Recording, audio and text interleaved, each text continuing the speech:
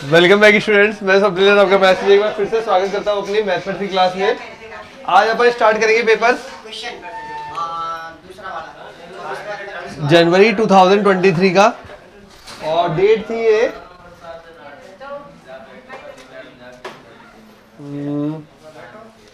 25। ठीक है, shift first. तो करते हैं शुरू। अब 2 दिन में जितने हो जाते हैं कवर करने की कोशिश करता हूँ। 20 तक हो जाएगा, 20-22 तक हो गए होंगे ना दोनों पिछले पेपर्स में। देखो एक्चुअली क्या है, अपने पास पेपर है लगभग 12। ठीक है, 12 तो है जनवरी वाले के और 12 ही है अप्रैल वाले के। टोटल हो गए 24 पेपर्स। ठीक है, तो 24 पेपर हो गए और 2 दिन पेपर है, एक पेपर को 2 दिन कर रहे हैं तो 48 दिन हो गए। लगभग 2 महीने हो गए, लगभग छुट्टी उट्टी मिला के एडजस्ट करके सब मिला के 2 महीने हो जाएंगे। तो इस वजह से मैंने एक पेपर को 2 दिन ही करा रहा हूँ। मैं जितने क्वेश्चन हो जाते हैं मैक्सिमम उतने करा देता हूँ। तो लगभग 20-22 क्वेश्चन हो रहे हैं, इतने ही कर पाएंगे। वहाँ 15-16 हो जाए वही बहुत है। नहीं 24-25 है शायद। अरे 24 है तो शायद 26-25 ही। चलो देख लेंगे। ठीक है, वो एडवांस की डेट आ गई है, शेड्यूल आ गया है, सिलेबस आ गया है, वो भेजी थी 26 मई को है ना, 26 मई को है। एडवांस का ये सिंगल पेपर ही लगता है ना, सुबह और शाम। पेपर 1 होता है जो सुबह वाला पेपर होता है, पेपर 2 होता है, दोनों देने होते हैं। ऐसा मतलब ना जैसे शिफ्ट वो होती है, एक आधे को सुबह आधे को शाम, नहीं। हर एक जैसे क्या होगा, ये अपने सारे पेपर लगेगा जी मेंस का, उसके बाद एक कट ऑफ डिसाइड होगी आफ्टर सेकंड जी मेंस, मतलब कि अप्रैल वाली शिफ्ट के बाद। उसमें प्रॉपर रैंक्स आएंगी सबकी और एक कट ऑफ आएंगी। कट ऑफ का मतलब ये होता है, कट ऑफ से ऊपर वाले सारे एडवांस का पेपर दे सकते हैं। कट ऑफ सिर्फ पासिंग मार्क्स है जो एडवांस के लिए। कट ऑफ से ये गारंटी नहीं मिलती कि आपका एडमिशन हो जाएगा। ठीक है, कल भी ये कंफ्यूजन था, पूछा था किसी ने मुझसे। तो कट ऑफ केवल पासिंग मार्क्स है एडवांस की एलिजिबिलिटी के लिए। एडवांस का पेपर वही देगा जो कट ऑफ पार कर लेगा जी मेंस की। ठीक है, लेकिन अपना एडमिशन कैसे होगा? एडमिशन अपना बिहाफ पे होगा, जो रैंक्स बनेगी उसमें रैंक्स में जब अपन जोसा की काउंसलिंग करेंगे उसके अकॉर्डिंग होगा। ठीक है, 3 कैटेगरी के कॉलेज है, वापस से समझ लो। 3 कैटेगरी के कॉलेज है। फर्स्ट आईआईटी है, जिसमें पहला स्टेप होता है जी मेंस पार करेंगे, कट ऑफ क्लियर हुई, जी एडवांस का पेपर देंगे, सुबह और शाम पेपर 1 और 2 दोनों लगेंगे। उसके बाद मार्क्स आएंगे। जी एडवांस में मार्क्स आते हैं, जी मेंस में परसेंटाइल आती है। जी एडवांस में मार्क्स आएंगे, मार्क्स के अकॉर्डिंग रैंक आएंगी। फिर हम आईआईटी की जोसा की काउंसलिंग में जब बैठेंगे तो आईआईटी फिल कर सकने के योग्य हो जाएंगे। ठीक है, अब अगर जोसा की काउंसलिंग तो एक साथ ही होगी, दोनों की काउंसलिंग एक साथ होगी। आईआईटी की भी एनआईटी की भी फॉर्म एक ही होगा। उसमें काउंसलिंग के लिए आईआईटी के लिए एलिजिबल वो होगा जिसने एडवांस क्लियर किया होगा, और एनआईटी के लिए जिसने जी मेंस में रैंक लाया होगा। ठीक है, पहले मॉक राउंड होता है। मॉक राउंड मतलब प्रैक्टिस राउंड। ठीक है, प्रैक्टिस राउंड। वो क्रिकेट खेलते थे तो उसमें ट्रायल बॉल नहीं करते, 1-2 टाइम पास के लिए, ले आ एक बार देखें कैसा है ना, वैसे ट्रायल बॉल। तो वैसे ही मॉक राउंड होता है। मॉक का मतलब ही ये होता है हमेशा कि जो भी चीज हो रही है उसका ट्रायल। ठीक है, एक प्रैक्टिस। जैसे मॉक टेस्ट हो गया, मॉक टेस्ट मतलब ओरिजिनल जो टेस्ट होने वाला है वैसा का वैसा एक प्रैक्टिस सेट। उसी प्रकार मॉक राउंड होता है। फर्स्ट राउंड जो रहता है मॉक राउंड, उसको फर्स्ट राउंड ही बोलते हैं, मॉक राउंड ही बोलते हैं, स्पेशली नाम लिखाता है मॉक राउंड काउंसलिंग में। ठीक है, आफ्टर दैट आपको एक आइडिया लग जाता है हमें कौन सा कॉलेज मिल सकता है मॉक राउंड के बाद। फिर फर्स्ट राउंड शुरू होता है आफ्टर 2 और 3 डेज। फिर लॉक करनी होती है अपनी सीटें और फर्स्ट राउंड शुरू होता है। जिन्होंने एडवांस क्लियर किया होता है उनकी रैंक, उनके लिए आईआईटीज अलॉट हो रही होती है। जिन्होंने नहीं किया होता उनके लिए एनआईटी और 1-2 कॉलेज और है साथ में अटैच, वो सब आ रहे होते हैं इसमें। ठीक है, ट्रिपल आईटी भी ये इन दोनों के बीच का सेट मान लो एक तरीके से, आईआईटी और एनआईटी के बीच का। ट्रिपल आईटी हैदराबाद की सबसे बेस्ट है, लेकिन वो देखते हैं अभी अपन को क्या मिल पाएगा, वो तो सब बात की बात है। ठीक है, ये कॉलेज हो गया अपने लिए पहले फोकस एरिया में। इसकी फीस बहुत ज्यादा रहती है ट्रिपल आईटी की, थोड़ी सी ज्यादा रहती है, क्योंकि वहां पे बाहर पढ़ना पड़ता है। बेंगलोर और इसी जगह सॉरी हैदराबाद सबसे अच्छा है सीएस ब्रांच के लिए। उसमें कुछ ही ब्रांचेस है, सारी ब्रांचेस नहीं है। उसके बाद आते हैं अपने स्टेट गवर्नमेंट वाले। ठीक है, गवर्नमेंट की ही बात हो रही है, IIT government, NIT government, state government वाले गवर्नमेंट कॉलेज की बात हो रही है। ठीक है, अब ये दोनों की काउंसलिंग एक होती है और इसकी काउंसलिंग अलग से होती है, ठीक है। अब यहाँ पे ये आता है कंफ्यूजन कि जिनका जी मेंस मान लो परसेंटाइल इतना आया, जैसे कट ऑफ आई 57 परसेंटाइल और किसी की बनी 60 परसेंटाइल और वो इंजीनियरिंग करना चाहता है, तो क्या वो गवर्नमेंट कॉलेज, स्टेट गवर्नमेंट के कॉलेज भर सकता है? बिल्कुल भर सकता है। स्टेट गवर्नमेंट की गवर्नमेंट कॉलेज मिल जाएंगे अच्छी जगह पर, ठीक है। अब गवर्नमेंट में भी दो तरह की सीटें हैं, एक तो है TFWS सीट और एक है SFS सेल्फ फाइनेंस सीट, और इसको एक सीट और बोलते हैं गवर्नमेंट एडेड सीट। जब फॉर्म भरते तभी देखने को मिलेगा गैस और SFS। GAS government aided seat मतलब गवर्नमेंट भी पैसा डालेगी, आप भी थोड़ा सा पैसा डालेंगे, ये सीट मिलेगी। तो इसमें फीस रहेगी अराउंड 1/4 या 1/3 रहती है जितनी, अगर सबकी लग रही है 70,000 रुपए तो इसमें लगेंगे 27,000 रुपए, 30,000 रुपए कुछ ऐसा है, ठीक है। 70-80 हजार रुपए लगती है, तो यहाँ पे 27,000 या 25,000 कुछ फीस है, मतलब इसमें 1/3 रहती है शायद, ठीक है, लगभग गवर्नमेंट एडेड सीट में, ठीक। और इसमें सेल्फ फाइनेंस सीट में फिर पूरी फीस जो सबकी फीस है वही पे करनी है, और दोनों सीटें गवर्नमेंट कॉलेज में होती हैं, ठीक है।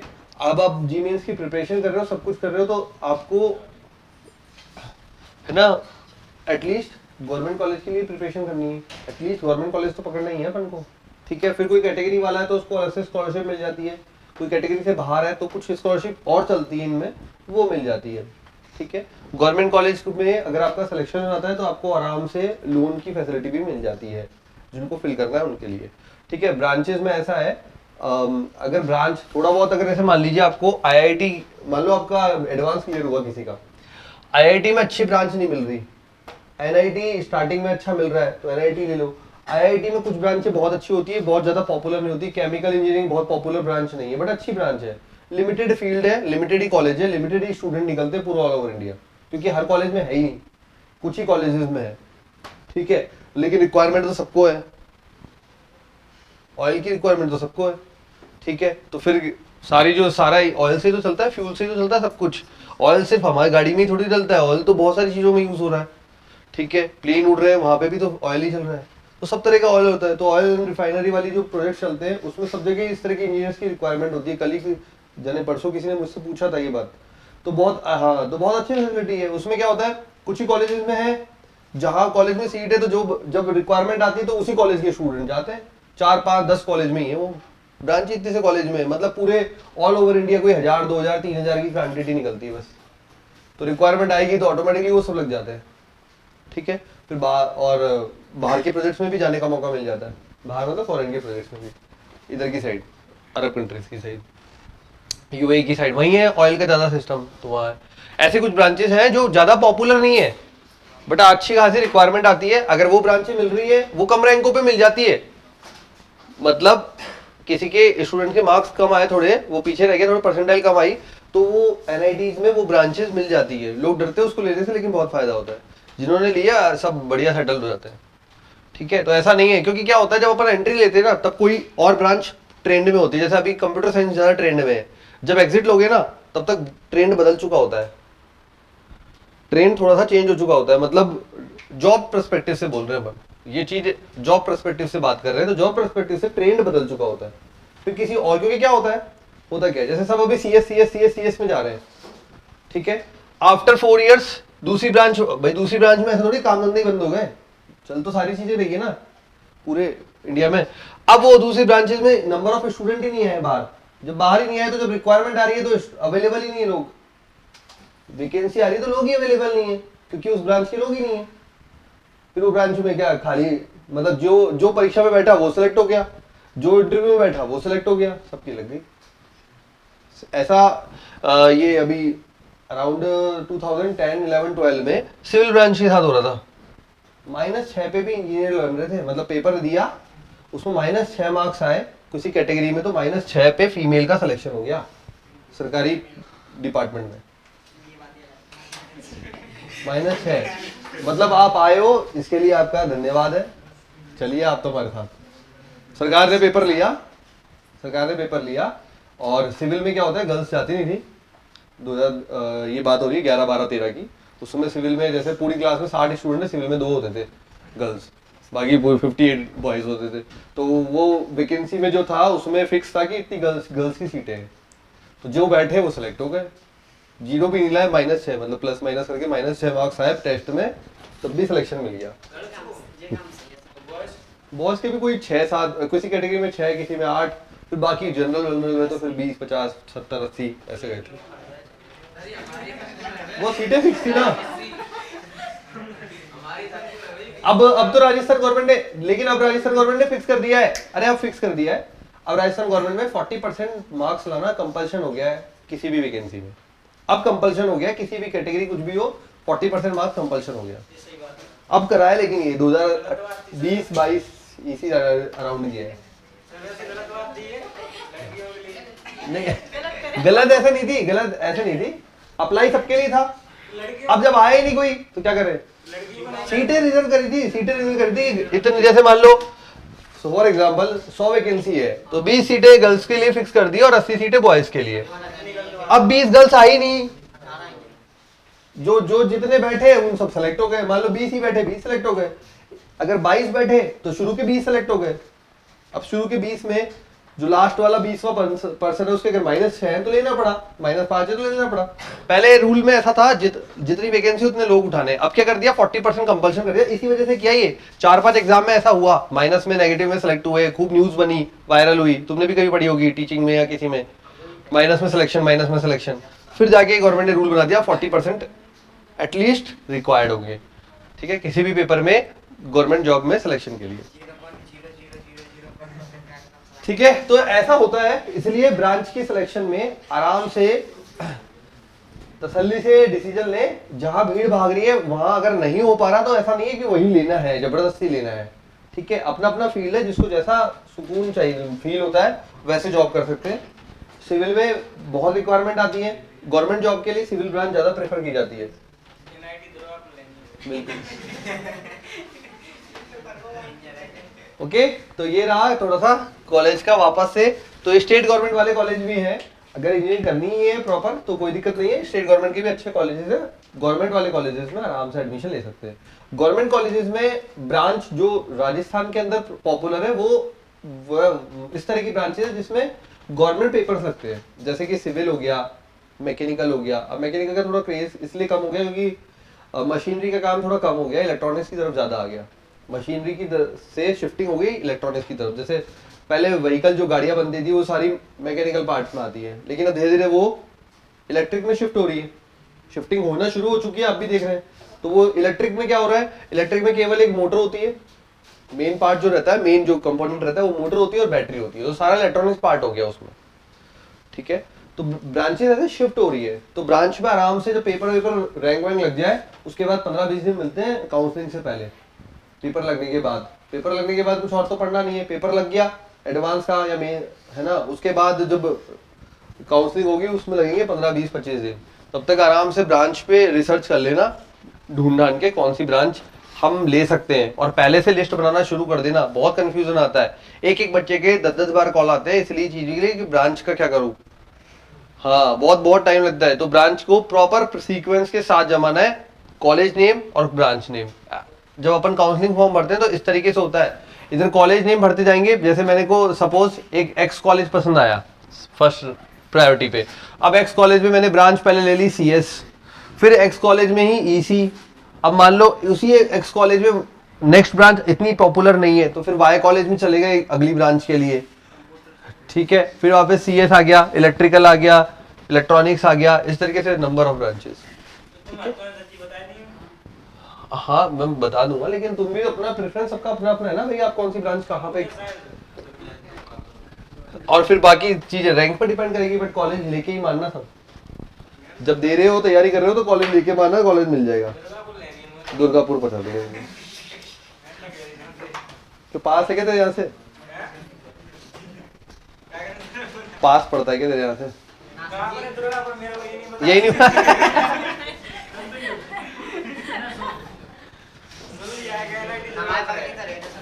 हर स्टेट की एक एक NIT है, जैसे अपनी वाली MNIT है। देख कहाँ पे होगा, दुर्गापुर जगह नहीं पता तुझे, सिटी का नहीं पता, चलो लिखो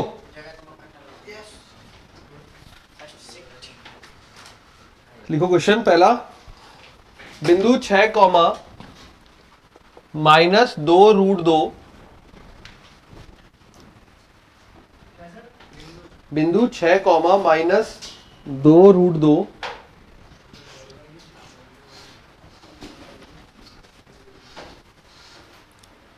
से उभयनिष्ठ स्पर्श रेखा y बराबर mx plus c m greater than 0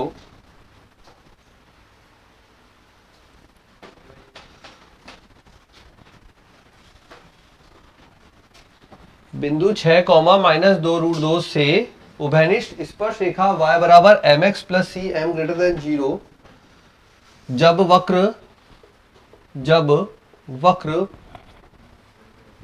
x बराबर 2y², x बराबर 1 प्लस y² है की दूरी ज्ञात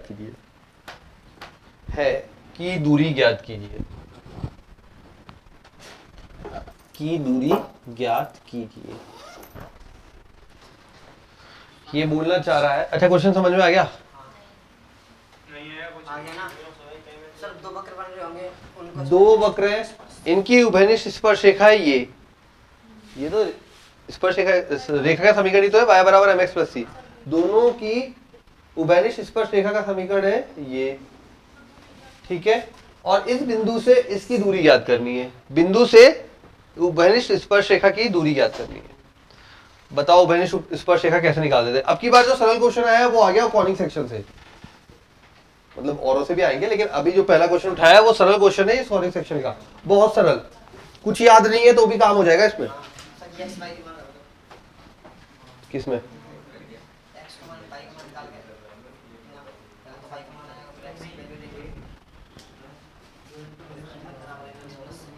बताओ भाई उभयनिष्ठ स्पर्श रेखा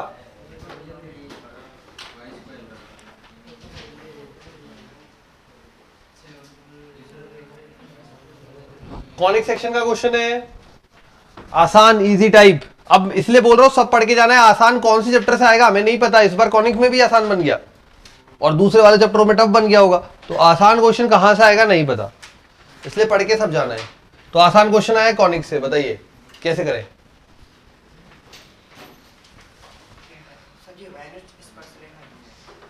स्पर्श रेखा, ये बिंदु तो अलग पड़ा है, इस बिंदु का तो अभी कोई काम ही नहीं है। बात यह कि दो वक्रों की स्पर्श रेखा निकालनी है उभयनिष्ठ, खूब निकालिए आपने क्वेश्चन में, उभयनिष्ठ स्पर्श रेखा, उभयनिष्ठ स्पर्श रेखा, भूल गया, यही तो। अच्छा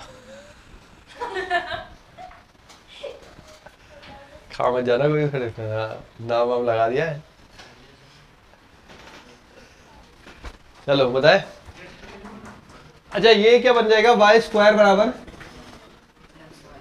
y² बराबर x बटा 2, और अपना प्रूफ क्या होता है, y² बराबर होता है, अच्छा 4a बराबर,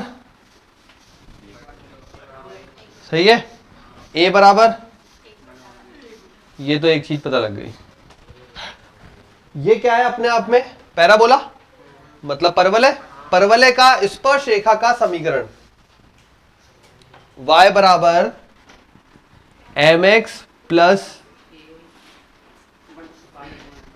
c की कंडीशन होती है a बटा m स्पर्श करने की, ठीक। तो y बराबर लिखे mx प्लस, ये आ गई किसकी स्पर्श रेखा, इस परवलय की स्पर्श रेखा आ गई। फॉर्मूला होता है y बराबर mx प्लस c होता है, c की वैल्यू होती है a बटा m, कंडीशन होती है स्पर्श रेखा की, ठीक है, परवलय में। ये आ गए यहाँ पे परवलय की स्पर्श रेखा की समीकरण। अगर ये दोनों की स्पर्श रेखा की समीकरण है, अगर ये दोनों मतलब ये कि जो इसकी स्पर्श रेखा है वही इसकी उभयनिष्ठ तो है, बोल रहे हैं ना, अगर ये है इसकी तो अपन ने निकाल ली, अगर ये इसको भी फॉलो करती है, इसकी भी स्पर्श रेखा है, तो इसको संतुष्ट करेगी, संतुष्ट करेगी तो y की जगह डाल दो इसकी वैल्यू, तो संतुष्ट करेगी, तो ये यहाँ पे y एंटर किया, तो x बराबर 1 प्लस mx प्लस 1/8m का होल स्क्वायर। करो हल।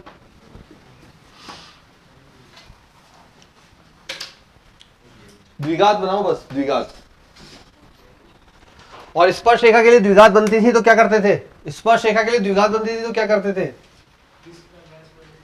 b स्क्वायर माइनस 4ac बराबर 0, d बराबर 0।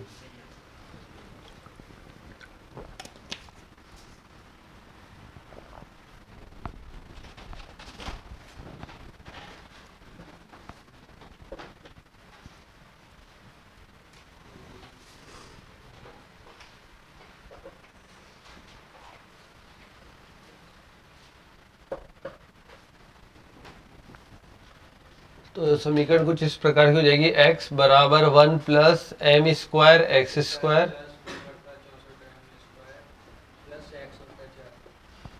प्लस 2, तो बटे में 4 बचेगा, m से m कट जाएगा, x बचेगा, बस है ना।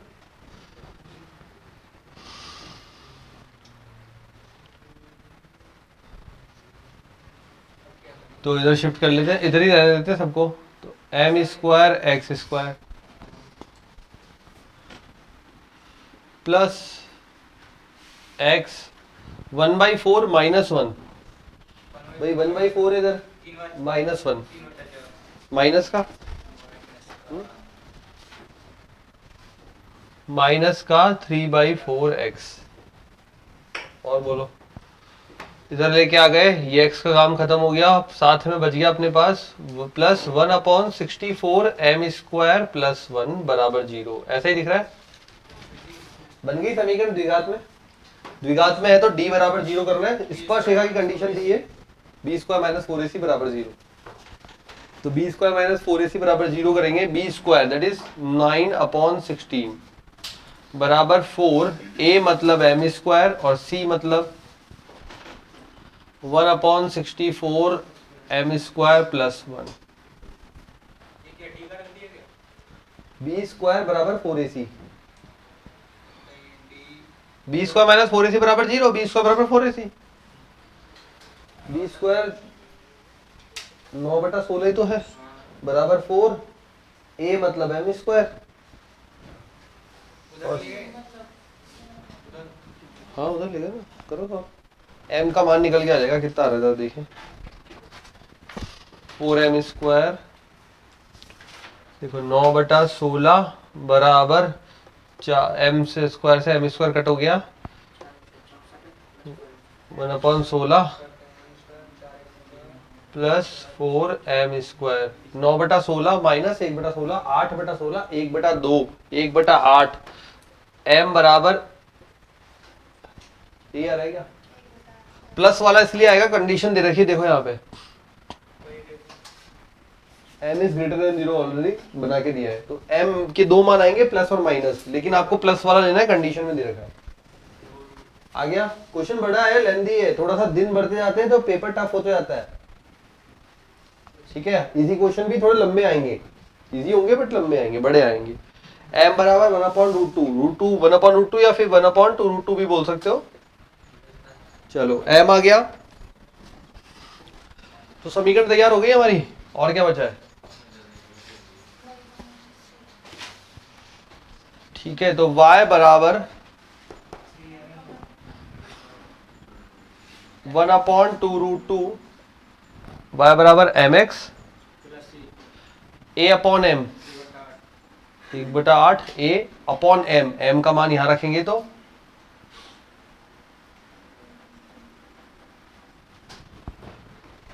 स्पर्श रेखा के समीकरण,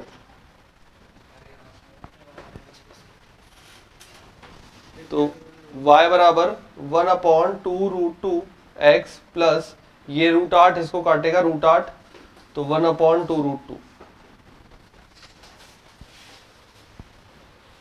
इसमें रखा है।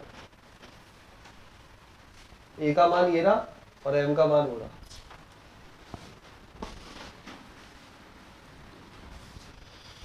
ठीक है, इसको और रीअरेंज करते हैं थोड़ा सा, तो ये इस प्रकार का दिखेगा, दो लसअप आ जाएगा, तो ये बनेगा x प्लस 1 बराबर 5√2, ये आ गई स्पर्श रेखा की समीकरण। सरल रेखा व बिंदुओं के मध्य दूरी का सूत्र बटे अंडर रूट में ये करो।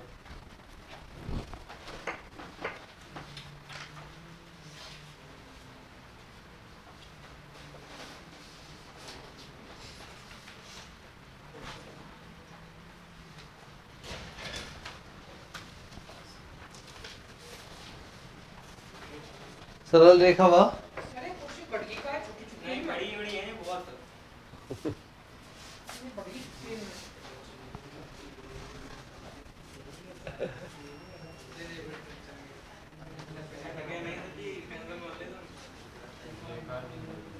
दूरी कितनी आ रही है भाई?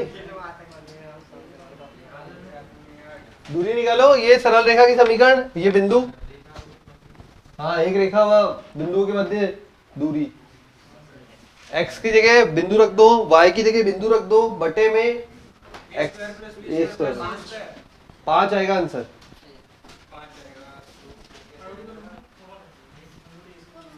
a square plus b square मतलब x का गुणांक और y का गुणांक अपॉन अंडर रूट में। हाँ 5 आएगा, 5 नहीं आ रहा क्या? 5 आ रहा है ना, 5 ही तो बोली। 6 रखा तो 6 माइनस में रखा, 2 रूट 2 2 रूट 2 तो प्लस का 8 हो जाएगा, x plus by plus c upon plus 1 बटा under root a square plus b square, x का गुणांक 1 8 j तो नीचे 9 हो गया, 9 का 3 हो गया। 15 5 और वैसे मॉड में रहता है, माइनस भी आएगा तो परसेंट बन जाएगा। दूरी कभी रहना, ठीक है, क्योंकि ये एक राशि है। फॉर्मूला याद है ना, ax1 plus by1 plus c upon under root a square plus b square. x1 y1 ये बिंदु उठ के आते हैं। क्वेश्चन इजी टाइप का है, लेकिन कॉनिक सेक्शन का है, इसलिए थोड़ा बड़ा है। लेकिन कॉनिक सेक्शन में बहुत अंदर नहीं गया, पर वाले पे ही रुक गया। अंदर जाना होता तो वो बहुत सारा रखा है, इलिप्स हाइपरबोला और अंदर जा सकते थे, लेकिन उनमें परवलय की वो भी सिंपल स्पर्श रेखा। ठीक है, लेकिन इस पर से हट गई ना, स्पर्श रेखा ऐसे नहीं हटी। अविलंब हटा, अविलंब नहीं हटा, इस पर से हट गई। अरे वो ऐसी है, ये वो नहीं है। सही में नहीं कुछ कंफ्यूजन है अभी।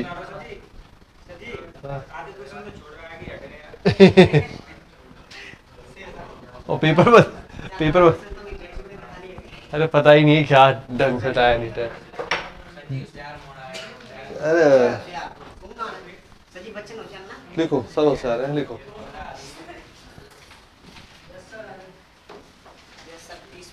किसी परीक्षा में एक विद्यार्थी द्वारा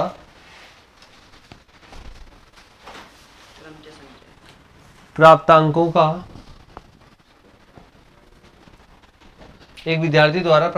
का माध्य एवं प्रसरण 10 एवं 4 है। माध्य एक विद्यार्थी का प्रसरण कितना सजी, परीक्षा में माध्य प्रसरण माध्य एवं प्रसरण 10 एवं 4 है। ठीक है, 10 and 4 प्रसरण है, हाँ ठीक है। बाद में रीचेकिंग करा ली उसने, तो बाद में एक विद्यार्थी के अंक 8 से 12 हो गए। पहले 8 थे, अब 12 हो गए, मतलब जो कैलकुलेशन में यूज किए थे वो 8 थे, अब बढ़ के 12 हो गए। यदि नया मीन मतलब बाध्य, न्यू वाला n लगा दिया, नया मीन 10.2 है, तब नया प्रसरण ज्ञात कीजिए। नया प्रसरण ज्ञात कीजिए। यानी मतलब फुल लंबा चौड़ा कैसा वाला क्वेश्चन है,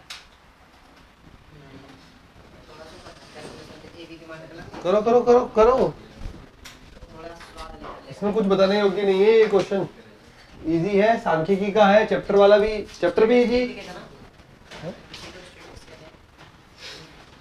सांख्यिकी स्टैटिस्टिक्स कहते हैं, हाँ स्टैटिस्टिक्स। अच्छी भी होगा स्टैटिस्टिक्स। तू कर कर कर कर करता भी, हाथ भी चलाता है। करो भाई, ऐसे क्वेश्चन में अटकना सही पहचान नहीं है, क्योंकि इस चैप्टर में अटके मतलब सीधी भाषा में अंदर से तुम भी समझ सकते हो।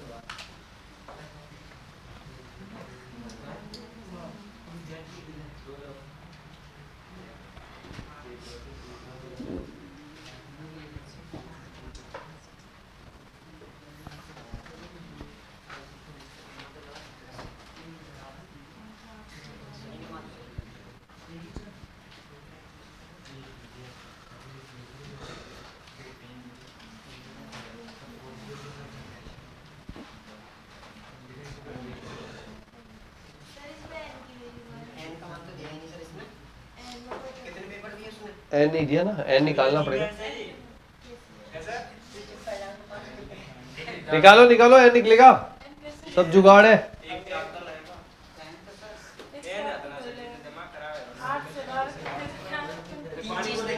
तीन चीज पूछी है, तीन चीज दिए, तीन पूछी है। I am drinking water.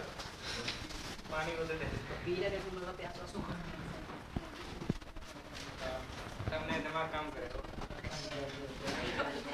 एक का चाय से करता है, एक का पानी से करता है। Summation of xi upon n बराबर 10, और ये दे रखा है अपन को summation of xi square upon n minus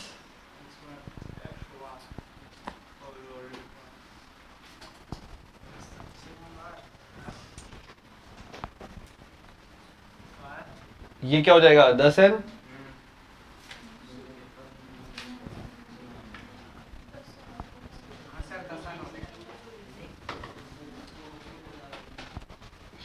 लगाओ, अब सॉल्व करो।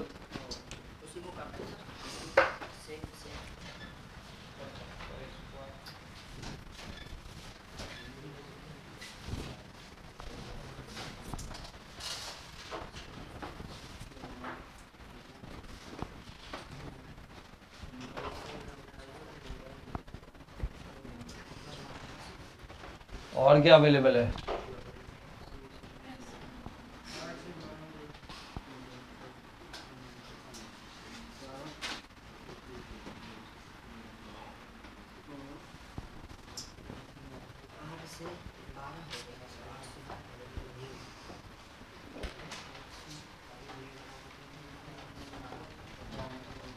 न्यू वाला कैसा आएगा समीशन x? 10n और माइनस का 8 और प्लस का 12 बटे n बराबर 10.2 आ गया। अब प्लस 4 ही तो है, 12 माइनस 8।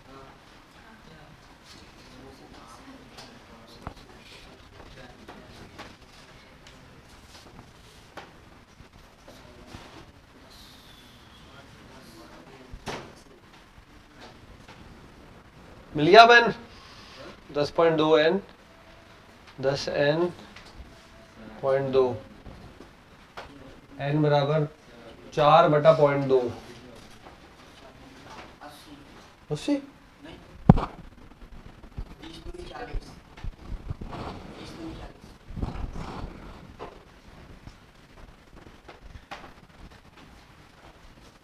0.2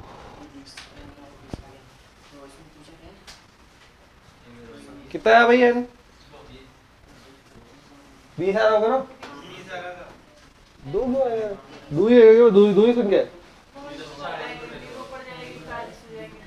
20 आएगा ना, फिर n बराबर 20।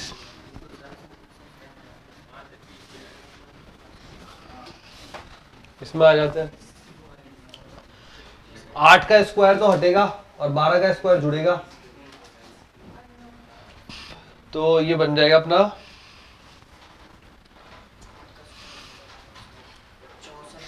पहले तो समीशन ऑफ पुराने वाले तो लिख लूं xi स्क्वायर बराबर 100 प्लस 4 104 गुणा 20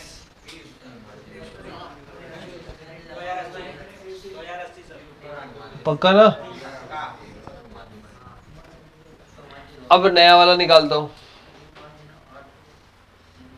2080 माइनस 64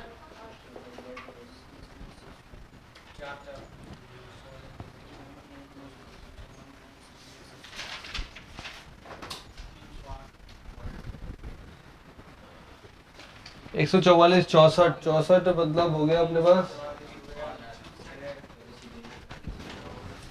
440 8 80 बच रहा है इन दोनों से 80 इसमें और जुड़ गया 2160 बस नया सिग्मा स्क्वायर निकाल दो।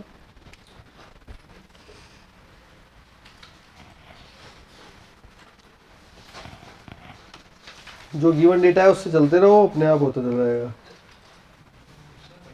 यस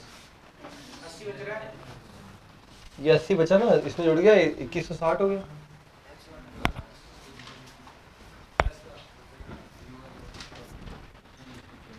नया सिग्मा स्क्वायर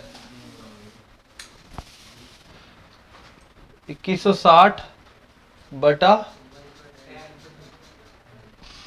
माइनस नया एक्स बार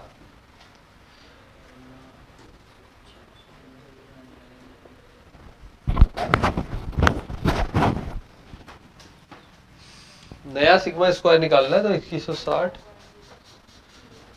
2 एकम 2 तो 8 16 माइनस 102 का स्क्वायर निकालो 104.04 5 हो गया 0.96 और 3.96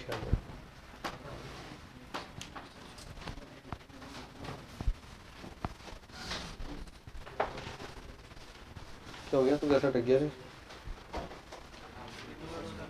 कौन सा वाला ये कैसा है यार ये कैसा है नया वाला ये तो आ गया ये 2080 आ गया। तो अब बेटा स्क्वायर में है डेटा तो ये 8 हटाना है गलत नंबर चढ़ गए थे और 12 जोड़ना है स्क्वायर में जाएगा और स्क्वायर में ही आएगा तो 8 का स्क्वायर 64 चला गया 144 जुड़ गया हल करेगा तो 2160 आ रहा है 144 में 64 गया 80 80 2080 ठीक है आंसर आएगा 3.96 इजी क्वेश्चन सांख्यिकी में था छुपा हुआ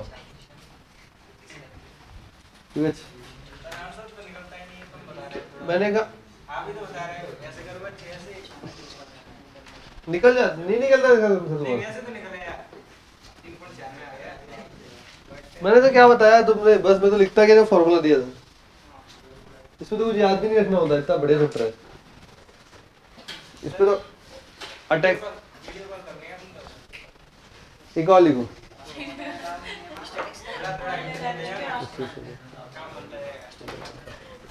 लिखो बिंदु P 4 6 माइनस 2 से बिंदु P हाँ बिंदु P 4 6 माइनस 2 से 10 वाला सवाल 4 6 माइनस 2 से P 4 6 माइनस 2 से सरल रेखा की दूरी ज्ञात कीजिए रेखा की दूरी ज्ञात कीजिए रेखा की दूरी ज्ञात कीजिए जो कि बिंदु रेखा की दूरी ज्ञात कीजिए जो कि बिंदु -3 2 3 से गुजरती है -2 3 -3 2 3 से गुजरती है तथा एक रेखा के समांतर है जिसके दिक् अनुपात एक रेखा के समांतर है जिसके दिक् अनुपात 3 3 माइनस 1 है।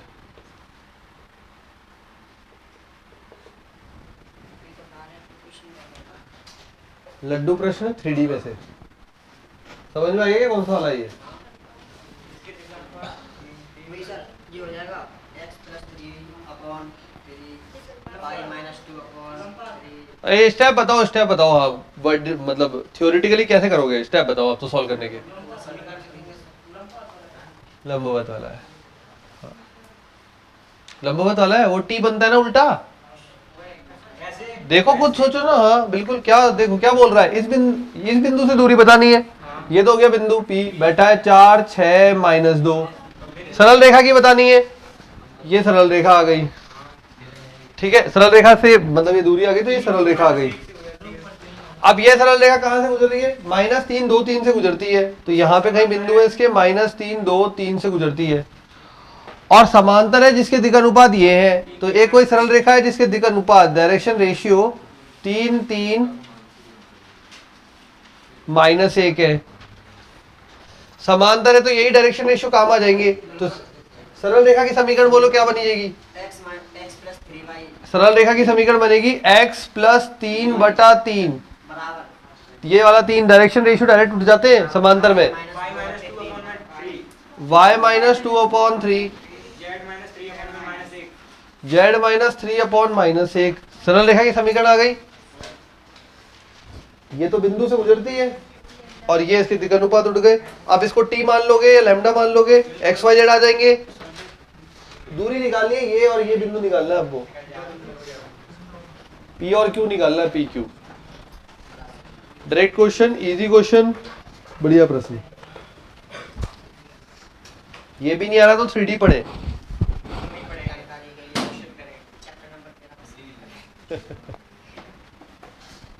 रिवीजन नहीं किया है पिंटू, क्या हुआ? अरे यार, तो अब कर ले बेटा कहीं टाइम निकाल के किसी दिन।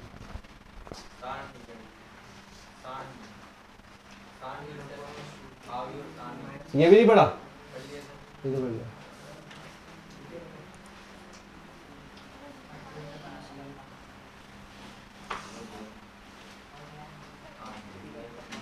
देखो गणित पहले इसलिए करने को कह रहा हूँ क्योंकि गणित में एक बार कर लोगे, रख दोगे ना अभी रिवीजन और ये सब, तो लास्ट टाइम पे बहुत कम पढ़ना पड़ेगा गणित को, याद रह जाएगी गणित।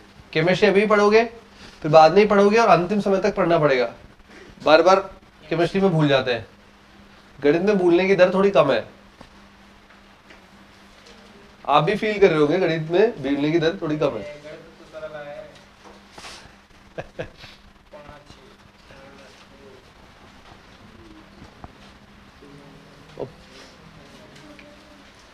गणित में भूलने की दर कम है और केमिस्ट्री में याद करने की दर कम है।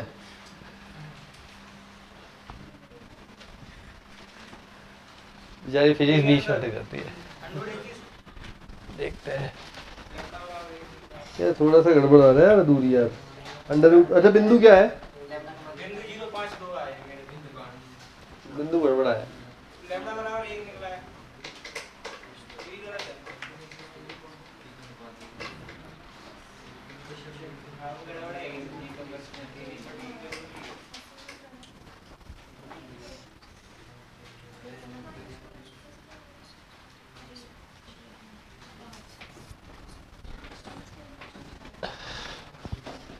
इसके निकालोगे तो ये बनेगा क्यू बिंदु,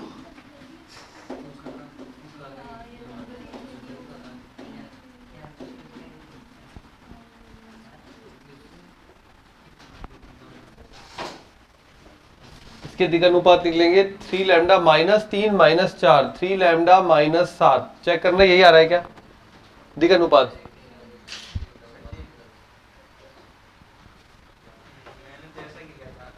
ये नहीं, जैसा भी किया था वो गलत किया था, तरीका तो यही होता है, एक ही तरीका सिखाया है।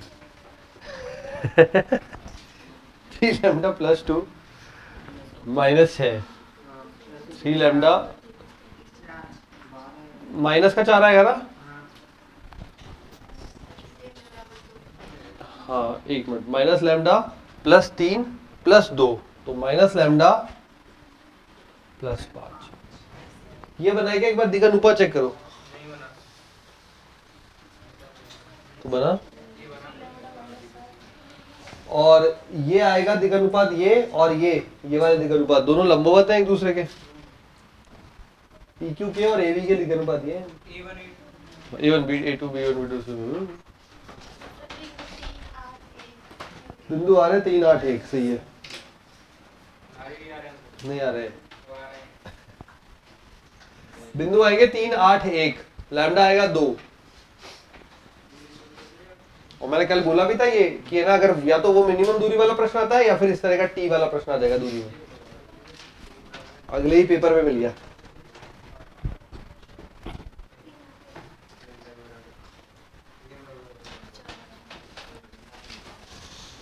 एकदम से चली नहीं वाली गाड़ी सही चल रही है एकदम।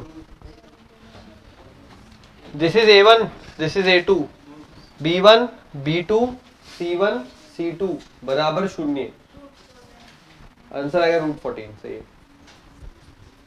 A1, A2, B1, B2, C1, C2 बराबर 0। लैम्डा का मान निकालो, 2 आएगा। करो बेटा, करो करो। हाँ, नहीं तो गोल है, अगर ये वाले क्वेश्चन नहीं हो रहे इजी वाले तो पेपर फिर नहीं बैठ पाएगा अपन से। अरे आधा अधूरा नहीं बैठ से मतलब नहीं है ना, क्वेश्चन के लास्ट सॉल्यूशन तक जाना है, तभी तो टिक लगेगा सही।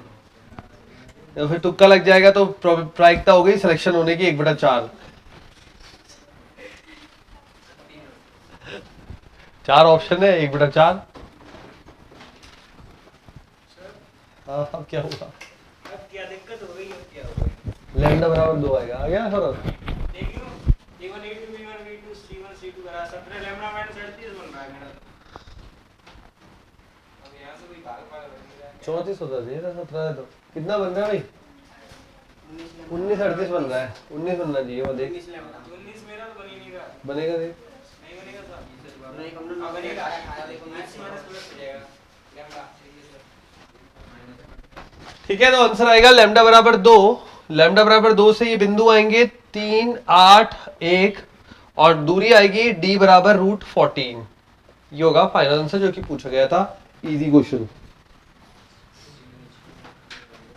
इजी है लेकिन करने में टाइम लग रहा है, मतलब हमारी तैयारी नहीं है तैयारी तो फुल है। तो तैयारी फुल है।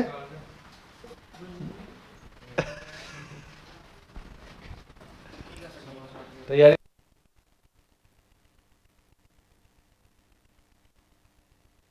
ठीक है, आ रहा है अगला क्वेश्चन बच्चन के लिए ये रहा।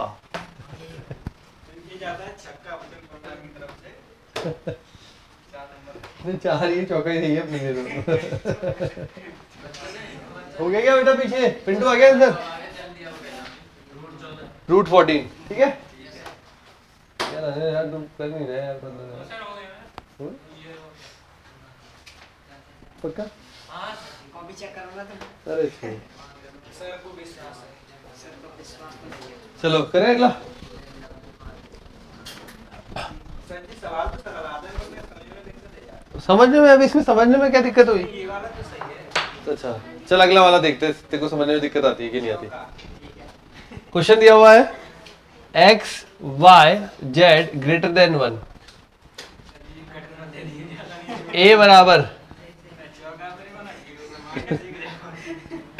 1 नहीं, अरे नहीं होगा, देख तू कर जाएगा। log x y log x z, अगला प्रश्न नहीं है।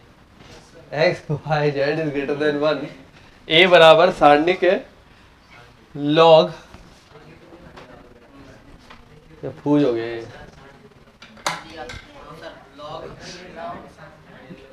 log y x 2। लिखो लिखो साथ में करो जल्दी जल्दी, थोड़ा जितना जल्दी करोगे उतने ज्यादा क्वेश्चन हो पाएंगे। मुझे 2 दिन नहीं कराना है पेपर तो। log z x log z y and 3।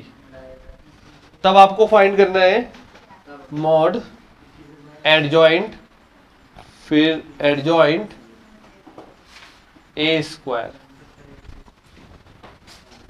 हल्का सा प्रश्न। अभी तक क्या हो रहा था, डायरेक्ट आ रहे थे, अब पहले वो सारणिक सॉल्व करवा रहा है फिर पूछ रहा है ये चीज। पहले तो इसका जवाब दो, इसको तो छोड़ो, सारणिक का मान तो बाद में निकाल लेंगे। इसका जवाब दो मुझे। तो ये याद है कि ये वाला रूल देखो लगातार आ रहा है हर पेपर में। ठीक है, पहले वाली शिफ्ट में आया, फिर शाम तो क्या था, a स्क्वायर है तो a स्क्वायर का, a स्क्वायर तो a स्क्वायर का n-1 की घात k कितनी बार? 2 बार। n कितनी है? 3 n 3 है 3 माइनस तो 3 - 1 2, 2 का स्क्वायर 4। 4 और ये a स्क्वायर है तो आंसर हो गया ये। बस तो आगे अब बस आपको इसके सारणिक का मान निकाल के देना है, ठीक है। मैट्रिक्स के सारणिक का मान निकाल के देना है, बाकी ये लॉजिक तो क्लियर है अब आपका। ये a स्क्वायर था इसलिए a स्क्वायर आया, 2 बार एडजॉइंट है इसलिए n-1 की पावर 2 आई, और n होता है कोटि 3/3 की। अब मान निकालने के लिए कुछ करते हैं जुगाड़पंती।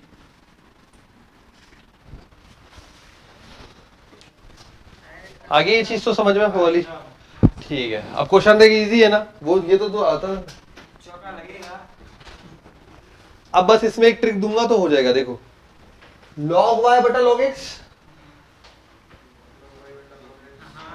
log z बटा log x, इसको भी लिखो, इसको भी लिखो, इसको भी लिखो, इसको भी लिखो। लिखो, देखो कुछ दिखने लगेगा।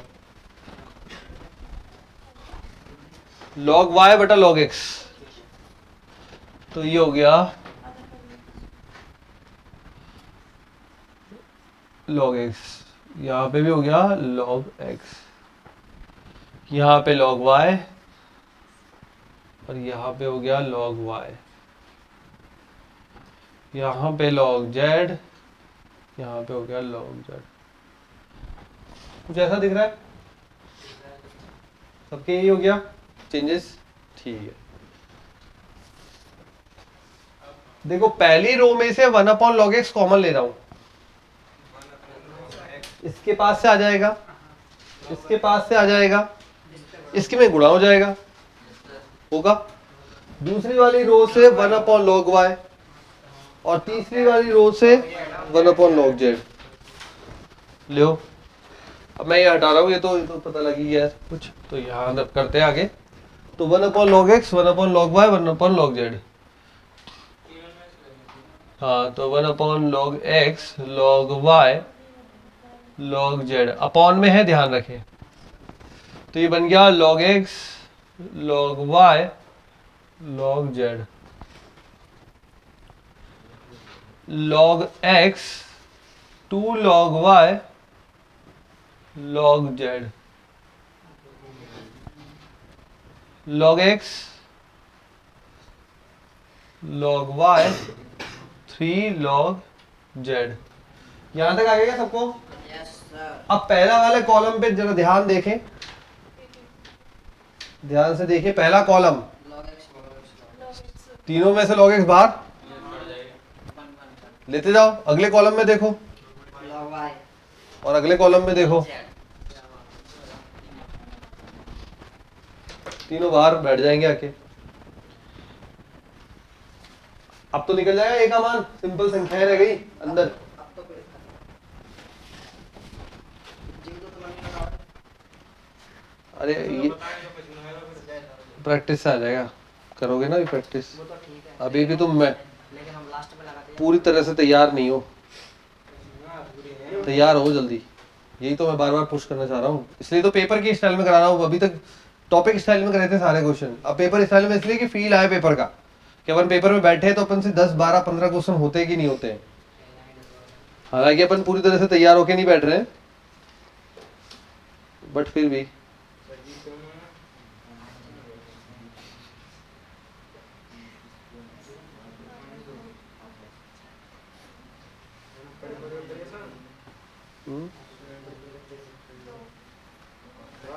दो आ रहा है, आंसर आएगा 2 की घात 8।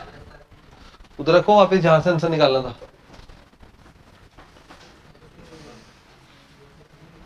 इजी क्वेश्चन में ही शामिल होगा ये भी। 2 की घात 8, इसका मान आएगा 2, पूरे कॉल करोगे 2 आएगा।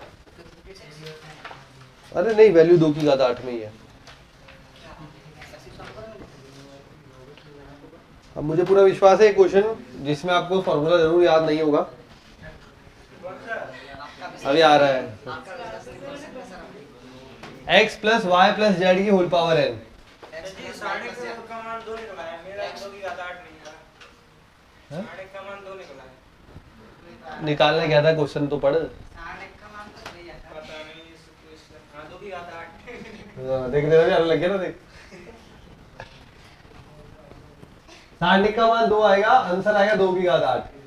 सर जी थोड़ी थोड़ी हिंट की जरूरत है वैसे तो। हाँ तो ये थोड़ा थोड़ा हिंट कम हो जाएगा 2 महीने में, पढ़ते रहोगे तो। अगर नहीं पढ़े खेलते रहे तो फिर हार्ट में चले गए तो फिर ना होगा, मैंने तो बुक करवा के रखा है। सच्ची ऐसे कभी मेला में चले गए तो ना होगा। कौन सा मेला?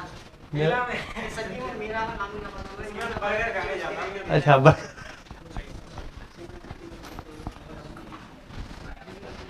सच्ची चक्कर में तुमको तुम्हारे पे इतना तू तो जा रहा है ना जाने में वैसे 28 पे जा रहा फिर यार। सो हैप्पी तू चले जाइए हमको बता दे, टाइम देख लेंगे। ठीक है, तो संजय जाने का नहीं। सच्ची पर कम मिलेगा या दौड़ पर मिलेगा? हाँ बिल्कुल आ रहा हूँ मैं कब? जल्दी। अचरपद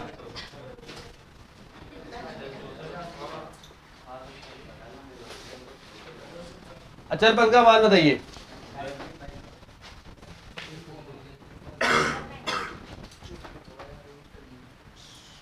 सौरभ द्विपद कॉपी लाया था ना तो आज नहीं आया, देख जल्दी ढूंढ। मिला? ढूंढो जल्दी जल्दी ढूंढो। x plus y plus z की पावर n, सबसे लास्ट टॉपिक, सबसे लास्ट।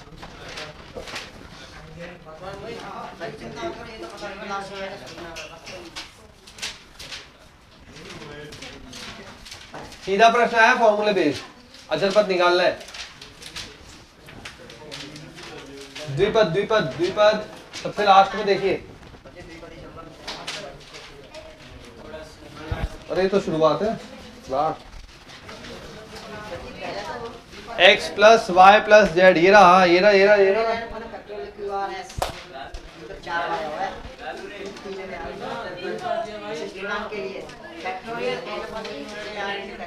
मिल गया तो कर, अब मिला ही नहीं, ये रहा। मिल गया, जिनको मिल गया करो। ये पी ले, तू ये पी ले, नहीं दे रहा, नहीं दे रहा। पी ले बस।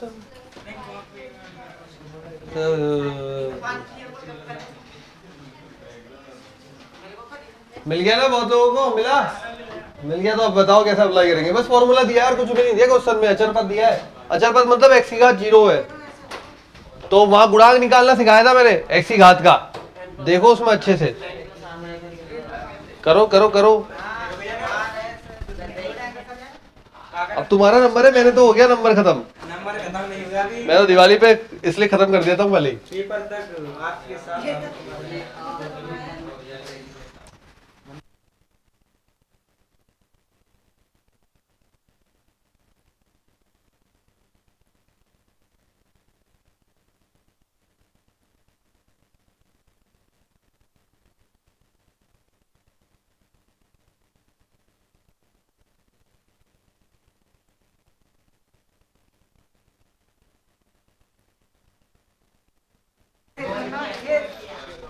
मिला?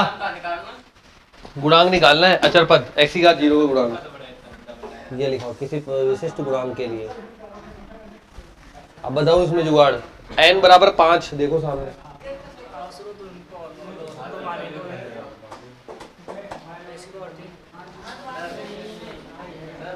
यस, यही तो फॉर्मूला ये ना। ऐसे नहीं समझ में आएगा, वो प्रॉपर लिखा हुआ है तब देखे। उसमें समीशन है, फॉर्मूला ये। अरे यार ये देख तो सही, ये रहा फॉर्मूला, देख शर्माता क्यों, देख तो सही, ये रहा। अरे क्या पता कभी कभी शर्मा जाए। ये रहा फॉर्मूला। विशिष्ट गुणांक, गुणांक का मतलब x की घात का कोई भी गुणांक निकालना हो। यहाँ पे 0 का निकालना है अपन को, क्योंकि अचरपद बोला है, तो x की घात 0 का गुणांक निकालना है यहाँ पे। वहां पे एग्जाम्पल भी कराया होगा, तो ढूंढो उसकी मदद लो और देखें जरा कितना कर पाते हैं। कर लो आपस में, फिर मैं बताता हूँ। मिला? मिला ही नहीं, टॉपिक नहीं मिला। मिल गया? द्विघात नहीं, द्विपद द्विपद पद द्विपद द्विपद, ये तो पद है ना। तो बीच में कहाँ गया हुआ था, तो आया कर रेगुलर, तो रेगुलर। द्विपद के आखिरी टॉपिक में जाना बेटा। ये तो श्रेणी है, देखते बीच बीच में काम छूटा हुआ है इसलिए।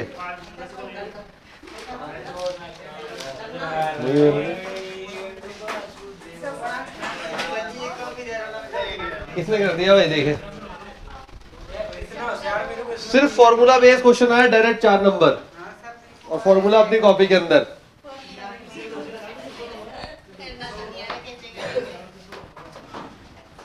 अच्छा क्या है फॉर्मूला भाई?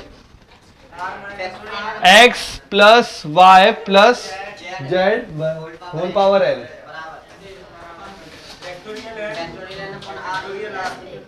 फैक्टोरियल में चला कि सब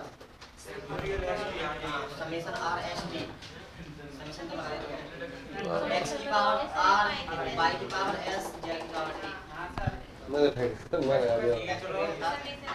ठीक है समीशन ऑफ समेशन पहले आया। अरे कोई दिक्कत नहीं है, वो तो बैल में है ना, बाद में है तो कोई दिक्कत नहीं है। आर एस टी बराबर एन, ठीक है समीशन में आर एस टी बराबर n, r plus s plus t बराबर एन भाई, कोई दिक्कत नहीं है, मत परेशान।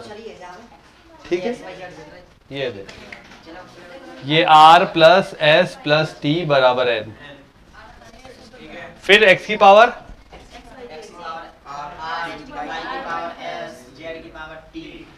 हो गया।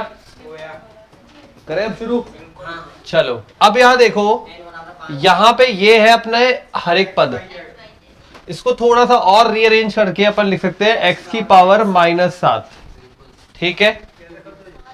अब ये अपना पहला पद है, दूसरा तीसरा, यहां पे ये पहला दूसरा तीसरा, तो x y z बदल जाएंगे अपने इस पदों से, x y z बदल जाएंगे इन पदों से, ठीक।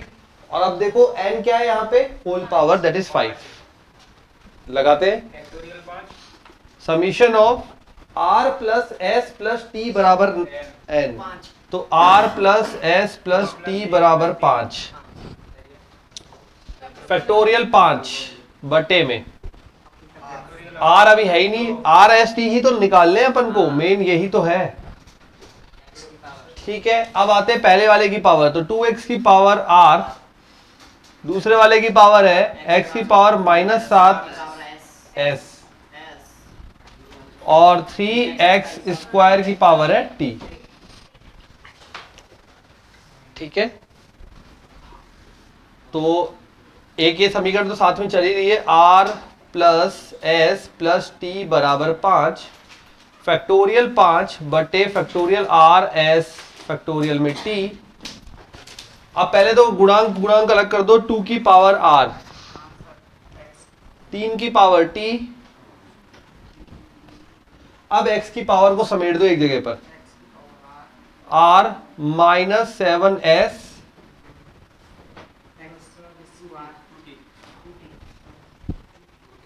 समेट दी, इससे दूसरी समीकरण मिल जाएगी, क्योंकि अपन को अचर पद चाहिए। अगर ये बोलता x की घात 5 का पद तो अपन इस पूरे को 5 से तुलना करते, x की घात 10 तो यहाँ पे पूरे को 10 से तुलना करते, यहाँ बोला अचर पद तो किससे तुलना करोगे, x की घात 0 से।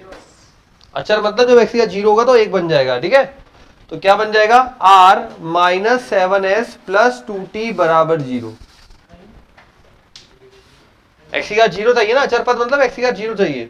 और एक समीकरण ऑलरेडी आपके पास है, r plus s plus t बराबर 5।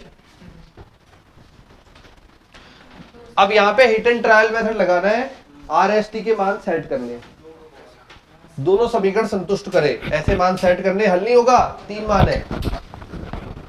वैसे तो कर सकते हो क्रेमर रूल से भी, हिट एंड ट्रायल लगा लो, देखो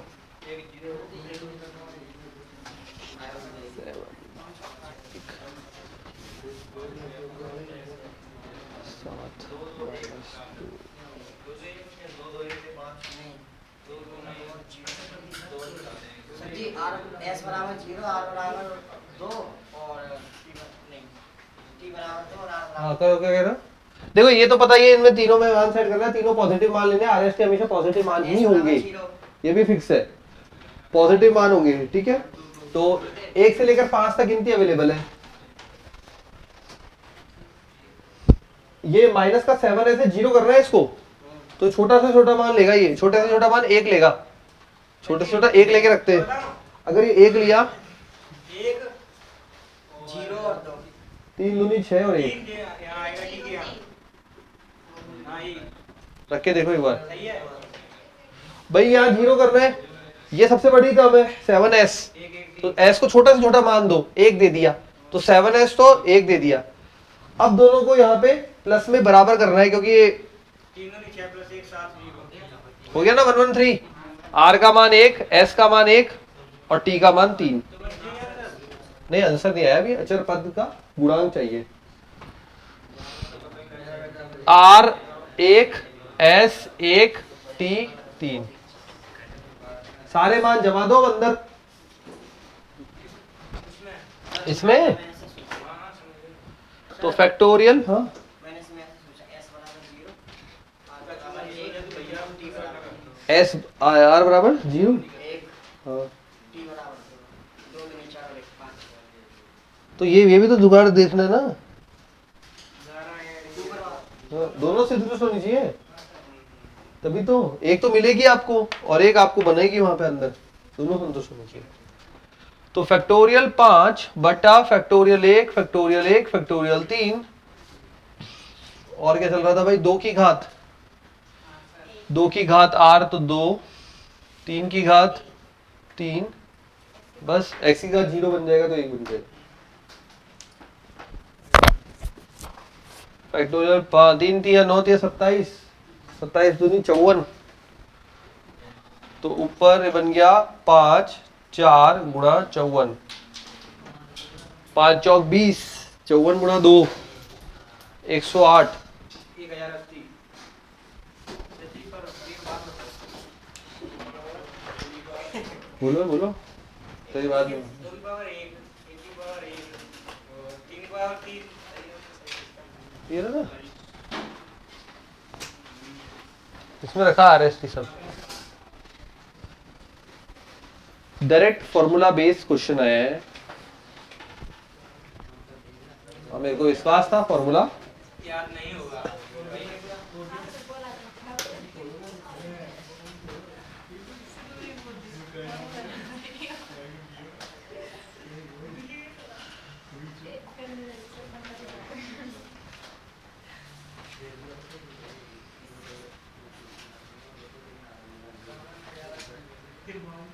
चलो हो गए तो डन, नेक्स्ट करते हैं।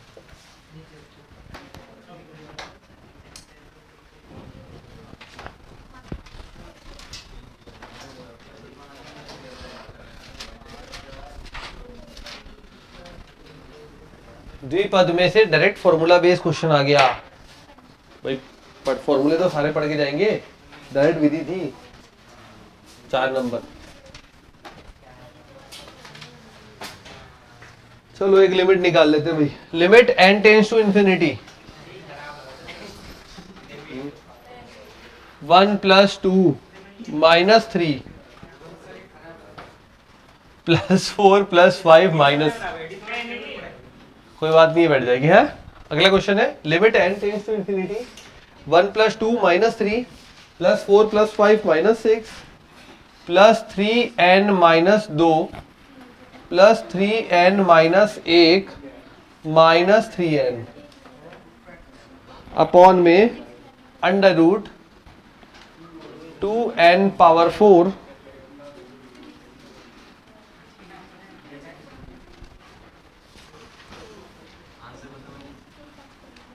n power 4 5n + 4।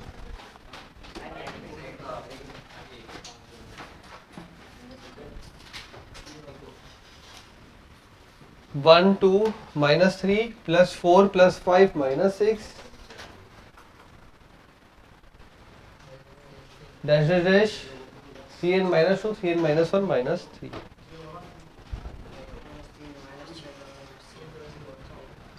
ठीक है, 3 के गुणांक के रूप में लास्ट तक जा रहा है पद, 3 के गुणांक के रूप में, ठीक।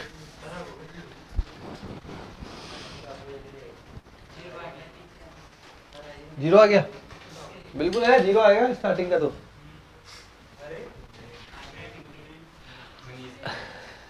अब देखो यहाँ पे 3 के गुणांक में जा रहा है, लास्ट में पद 3 के गुणांक में जा रहा है, ठीक है।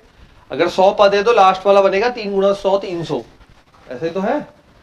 तो अब यहाँ पे अपन 3 3 के जोड़े बना लेते हैं, ठीक है, 3 3 के जोड़े बना लेते हैं, तो पदों की संख्या कितनी कहलाएगी? n। भाई अगर वैसे देखें तो 3n है, लेकिन अगर 3 3 के जोड़े बना लेंगे तो एक जोड़े में 3 आ गए, तो कितने जोड़े बनेंगे? n जोड़े बनेंगे। ठीक है, तो एक जोड़ा तो बनेगा ये ना 3 3 पदों का। अगला बनेगा ये, लास्ट वाला बनेगा ये। ठीक है, पहला पद तो डायरेक्टली जीरो हो रहा है, 1 + 2 3 -3 0, ये तो पद डायरेक्टली जीरो हो गया। 5 4 9 -6 3, तो 0 बन गया, +3 बन गया। अगला पद भी बना के देख लेते हैं, 7 + 8 -9। अगला पद बना के देख लेते हैं, 8 और 7 15 -9 6। डैश में लास्ट में क्या बन रहा है बेटा? 3n - 3। और इसको प्रॉपर लिखूं तो मैं ऐसा बोल सकता हूं, 3 कॉमन लेके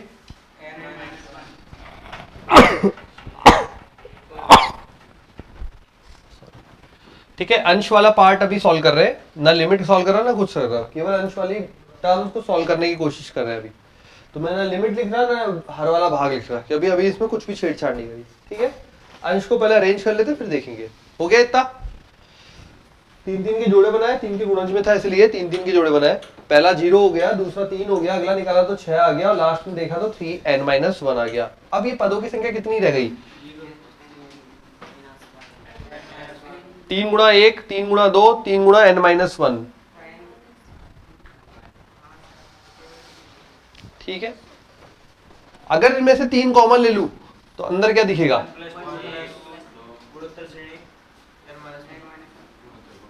गुणोत्तर है क्या? एपी कौन सी वाली? प्राकृत संख्याओं का योग, डायरेक्ट बोल सकते हो। अगर चाहो तो एपी का लगा लो, चाहो तो प्राकृत संख्याओं का योग लगा लो। कितना आएगा इनका योग बताओ? योग चाहिए अपन को प्लस में है तो बिल्कुल लगाओ, बताओ कितना आएगा इसका आंसर ऊपर वाले अंश वाले पार्ट का। 3 तो ऐसे ही बेटर रहेगा।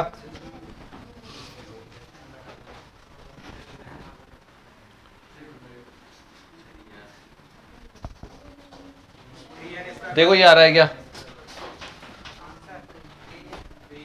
या तो समांतर श्रेणी के n-1 पदों का योग निकालो, या फिर डायरेक्ट होता है प्राकृत संख्याओं के n-1 पदों का योग। n पदों का योग होता है n+1/2। ठीक है, हमारे पास n-1 पद है, तो n की जगह पर n-1 डाल दो, तो बाहर जाएगा n-1। इसमें n-1 लिखोगे तो n-1 + 1। ठीक है, अंश वाला पार्ट पूरा कवर हो गया। अब आ जाते हैं हर वाले पे, अब पूरा एक साथ कर देते हैं। अंश वाला पार्ट सबको आ गया क्या? 3 से गुणज में है, इसलिए हमें जनरली n पद लेते हैं ना हम, तो n पद जब भी बनेंगे 3 के गुणज में, तो 3 कॉमन आ जाएगा, तो 3 के जोड़े बना दिए। 3 के जोड़े में ही यहाँ पे दिख रहा था 0 बन रहा है, इसलिए 3 के जोड़े बनाए दिए। और भी कारण चाहिए?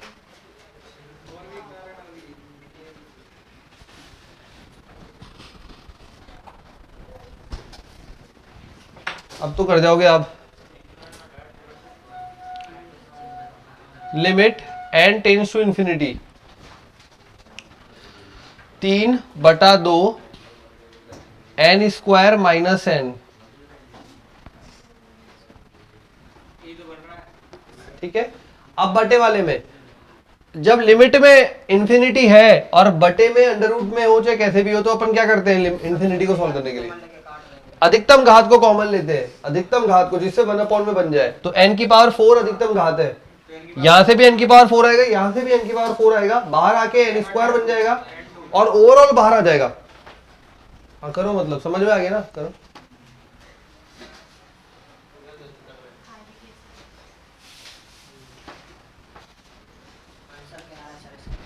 आंसर आ रहा है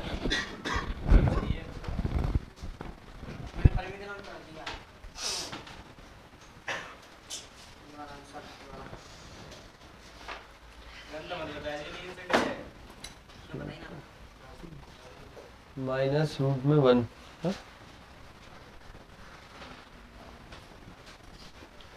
लो ना नीचे से अपन में n की पावर 4 कॉमन लो, n स्क्वायर बनेगा, अंदर रूट 2 बचेगा, अंदर तो रूट 1 बचेगा। अंदर बचेगा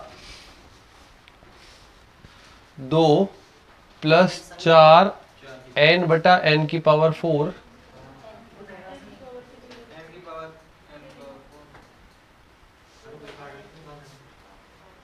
ऊपर 10 उसका कॉमन ले लो। सीढ़ी आ जाएगा 1 प्लस इसमें भी n की घात 4 लो, इसमें भी n की घात 4 लो, दोनों के n स्क्वायर आएंगे, उसको ओवरऑल बाहर ले लो। ले लिया सर।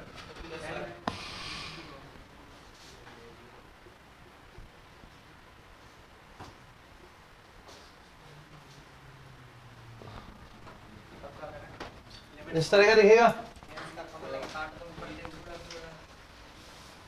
ठीक है। अब ऊपर भी n स्क्वायर कॉमन लो। अच्छा पहले हाँ पहले ऊपर भी n स्क्वायर कॉमन ले लेते हैं, यहीं पे ले लेता हूँ। 1 माइनस n स्क्वायर कॉमन लूंगा तो क्या बचेगा जरा बताना। 1 माइनस 1 अपॉन n बचेगा, n स्क्वायर कट जाएगा। अब n की वैल्यू इन्फिनिटी रख दो, अब n की वैल्यू इन्फिनिटी रख दो। ये बताइए उसने परिमेयकरण किया या नहीं? इसमें किया हुआ है क्या, देखते हैं आंसर, ऑप्शन आ रहे हैं 3/2 रूट 2 प्लस 1, रूट वाली टर्म ऊपर आ रही है इसमें, ऑप्शन में सारे में नीचे आ रही होगी। परिमेयकरण किया हुआ है, परिमेयकरण किया हुआ। क्या हुआ है 3/2, ये हो गया 0 तो ऊपर 1 रह गया, ये सब 0 तो रूट 2 रह गया, तो बटे में आ जाएगा आपके पास रूट 2 माइनस 1। इसमें परिमेयकरण किया हुआ है, ऑप्शन में जो है सब में रूट ऊपर आ रहा है, ये आएगा फाइनल आंसर। परिमेयकरण करना पड़ेगा, रूट ऊपर आ रहा है इसलिए, तो बनेगा 3 root 2 minus 1 root 2 plus 1 2 minus 1 1, तो 3/2। हाँ जी परिमेयकरण कर दे, इसका ही आ जाएगा। कर तो सही, तो कर तो सही, कटेगा हटेगा जो बिटेगा, ठीक है ये हो जाएगा आंसर बस। नहीं n 2 माइनस 1 है, ये कैसे क्या? अरे तो क्या कैसे आया यार, n की वैल्यू इन्फिनिटी रखी, 1/इन्फिनिटी 0 होता है यार, बताया ना मेरे चश्मा भी तो 1/इन्फिनिटी नहीं पता था, ये पर्सनली 7 माइनस ये बता इन्फिनिटी कितना होता है 1/0, हाँ 1/इन्फिनिटी।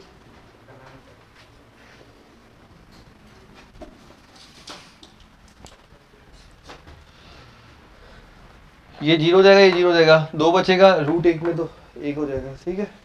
4 नंबर का जुगाड़ और करते हैं अब बढ़िया सा।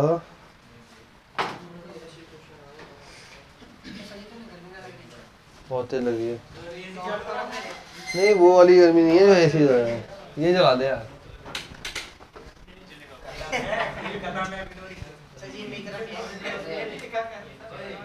बटन दबा दो यार। हाँ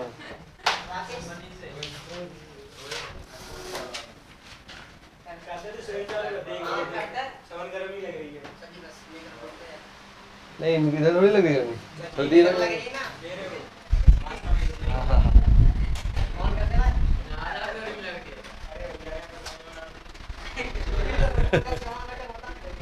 चला है नेक्स्ट।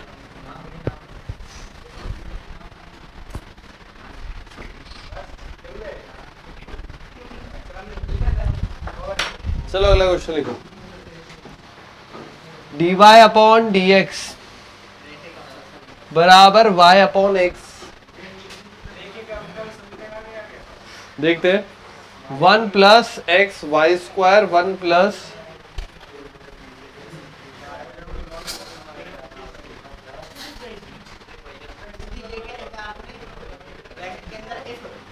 नहीं 1 प्लस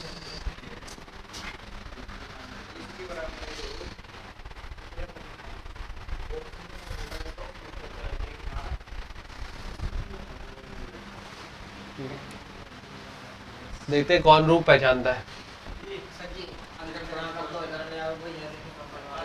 dy अपॉन dx बराबर y बटा x bracket 1 plus x y square, फिर इसके एक्स वाई स्क्वायर के साथ गुणा में है 1 प्लस लॉग x, फिर bracket close, x greater than 0, y ये है, ये ज्ञात करना है।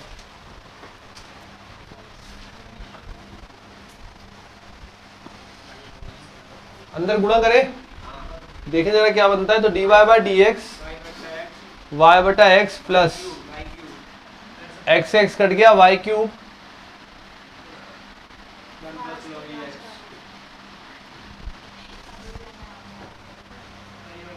ठीक है। अच्छा ये अगर मैं अंदर लेके जाऊं तो dy by d x minus y बटा एक्स बराबर y cube 1 plus log of e x. ये तो याद आ गया लास्ट वाला क्या था, शाबाश। dy by d x plus p y बराबर q के साथ में y की पावर n आ जाती है। तो ये होता है रैखिक अवकल समीकरण में बदल सकने वाली अवकल समीकरण, रैखिक में बदल सकने वाली। सबसे लास्ट में यही टॉपिक था अवकल समीकरण का। तो सर जी p बराबर -1 बटा x अभी ठहरो, ये रैखिक डायरेक्ट नहीं है, रैखिक में बदलने वाली है, तो पहले बदलना पड़ेगा, वो 2 स्टेप एक्स्ट्रा है। मैंने पढ़ाई नहीं है। शाबाश, जाओ ना कॉपी में सबसे लास्ट टॉपिक पढ़ाया हुआ है रैखिक अवकल नहीं, अवकल समीकरण में सबसे लास्ट टॉपिक है रैखिक में बदल सकने वाली अवकल समीकरण। और रूप है इसका dy upon dx plus p y बराबर क्यू वाई पावर n। रैखिक के बाद पढ़ाया है, देखें जरा कॉपी में, कॉपी से ही है पेपर, डोंट वरी। मैं उस टाइम था नहीं। हाँ ये देखिए, y की पावर n से भाग देने का शाबाश, मिला ना, देख लिखो फिर, मिला मेथड फॉलो करने हैं, कुछ भी स्पेशल नहीं आया, सिर्फ मेथड फॉलो करना है क्वेश्चन में। रैखिक है पर रैखिक से पहले 2 स्टेप एक्स्ट्रा है, बनाने वाले, तो पहले बनाना है। बनाने के लिए y की पावर n का भाग देते हैं, मैं मेथड बता रहा हूँ यहाँ पे वापस। y की पावर n का भाग दिया, y की power -n dy by d x plus p y की पावर -1 माइनस n बराबर में रहेगा q, ऐसे चलेगा। y की पावर n से भाग दिया है, ये स्टेप से जनरल टर्म्स लिख रखी है वैसे अपन ने। अब इसके बाद क्या था भाई, इसके बाद y की पावर 1 - t t मान लो, इसको t मान लो, y की पावर 1 माइनस n बराबर t, अवकलन कीजिए।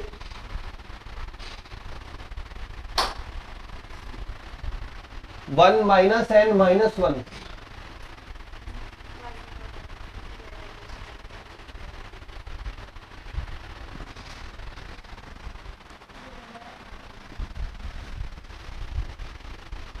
ठीक है।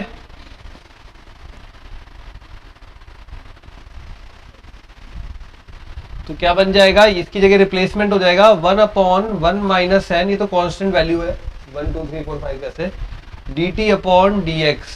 अब क्या होता है, बीच में से आया ना, तो कुछ को आ रहा होगा, कुछ को लग रहा होगा पता नहीं कहाँ बीच में से, इसलिए मैं बोलता हूँ क्लास देखोगे तो वो सीक्वेंस में है, पहले पढ़ेंगे वो वाला मेथड, फिर दूसरा, फिर तीसरा, फिर चौथा, फिर अपग्रेड होके 5वें मेथड पे पहुंचेंगे। अब क्वेश्चन आएगा तो सीधा 5वें मेथड का आया है, तो बताओ अब मैं शुरू से कैसे अवकल समीकरण पढ़ाऊं, इसलिए रिवीजन जरूरी है।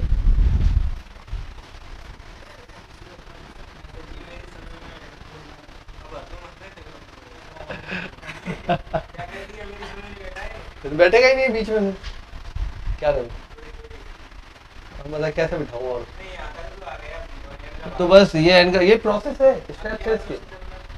ये टी माना, अवकलन किया, अवकलन तो आता होगा बचपन से, अरे वही बचपन है और क्या है, छोड़ आया हम वो गलिया, वही बचपन है। घात आगे एकदम, अवकलन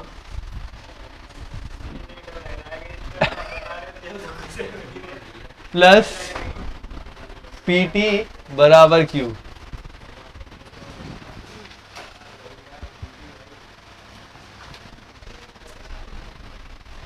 ये एन है ना, एक्स में समझ लेना। अब ये बन चुकी है अपनी रैखिक अवकल समीकरण। ये है इसके स्टेप, क्वेश्चन भी किए थे एक दो बनाओ अब यहाँ पे। अब इस क्वेश्चन को करते हैं इसी मेथड से, यहां से इस क्वेश्चन को करते हैं अब इसी मेथड से। सबसे पहले देखो इसमें भाग किसका जाएगा, y की पावर 3 का, y की पावर 3 का पहला स्टेप। स्टेप फॉलो करते जाओ, बनती जाएगी।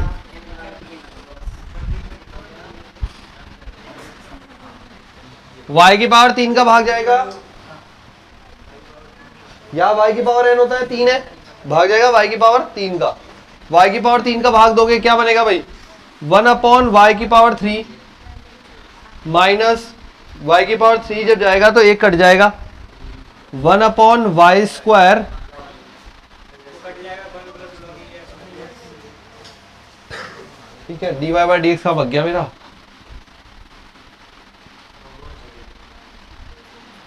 सही है, ऐसा दिखेगा बराबर में 1 प्लस log e x।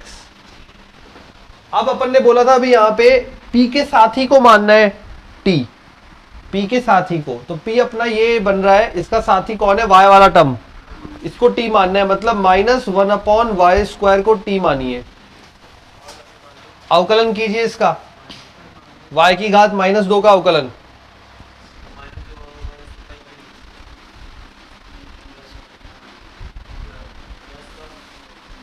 आ रहा है। अपने आप पहला वाला पद बनेगा, अपने आप पहला वाला, दो कांस्टेंट है उसको उधर भेज दो, तो क्या बन गया, 1/y³ dy/dx बराबर 1/2 dt/dx हो गया ये। अब इसको हम इससे रिप्लेस कर देते हैं, तो हमारे समीकरण में कुछ ऐसा दिखेगा, 1/2 dt/dx माइनस 1/y स्क्वायर को लिखा हमने t, तो प्लस का t, साथ में 1/x बराबर, इसमें कुछ भी छेड़छाड़ नहीं करी, 1 प्लस log x। अब ये हमारा रैखिक अवकल समीकरण बन चुका है, ये 3 स्टेप के बाद। लेकिन रैखिक में यहाँ 2 भी नहीं होता, 2 भी हटा दो, 2 से गुणा करने पर, तो कैसा दिखेगा, dt/dx प्लस 2/x t बराबर, 2 से पूरे को गुणा किया है तो उधर भी गुणा हो जाएगा, 1 प्लस log x। अब देखो रैखिक अवकल समीकरण का रूप है dy/dx प्लस py बराबर q। अब कर दो, रैखिक बन गया। अब यहां पे p बराबर होगा और q बराबर 2 गुणा 1 प्लस,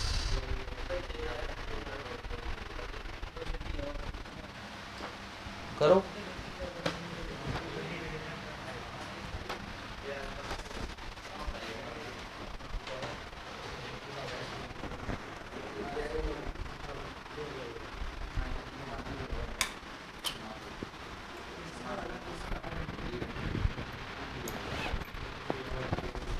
आपके हाथों से होने पे क्वेश्चन तब आएंगे मार्क्स, मैं करूंगा उससे मार्क्स नहीं बनेंगे, इसलिए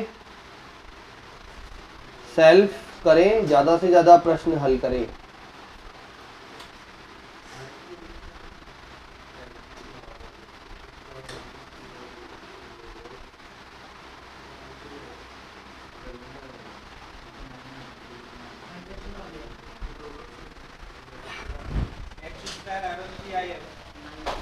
आई एफ आएगा 2/x e की पावर में 1/x का log x, हाँ x स्क्वायर है, आई एफ आएगा x स्क्वायर।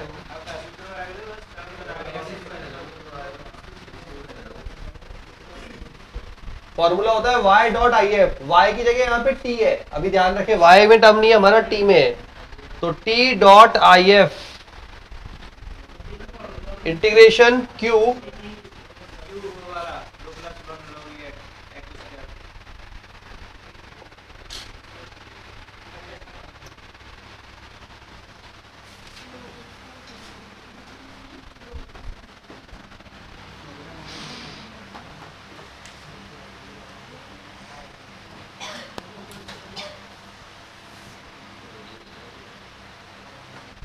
समाकलन तो कर दोगे या उसमें भी फसावट है?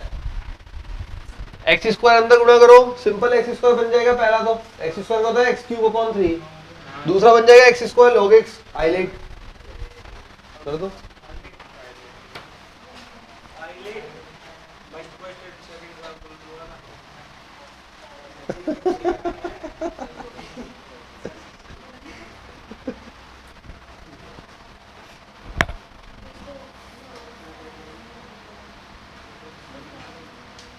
कुछ पाने के लिए खुद को जलाना तो पड़ेगा, तपना पड़ता है, तपो फिर।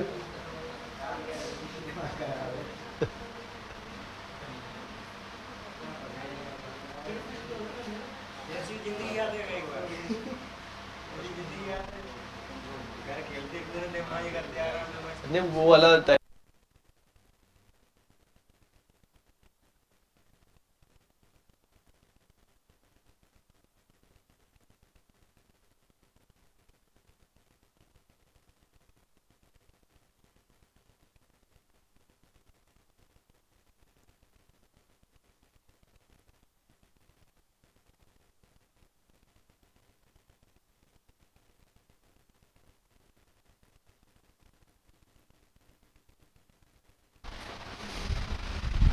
टी एक्स स्क्वायर बराबर 2 x cube upon 3 plus 2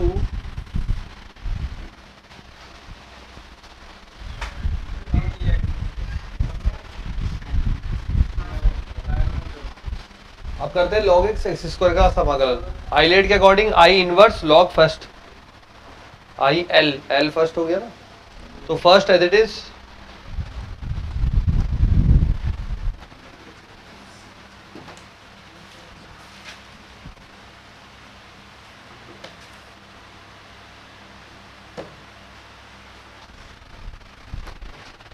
first as it is, दूसरे का समाकलन माइनस पहले का अवकलन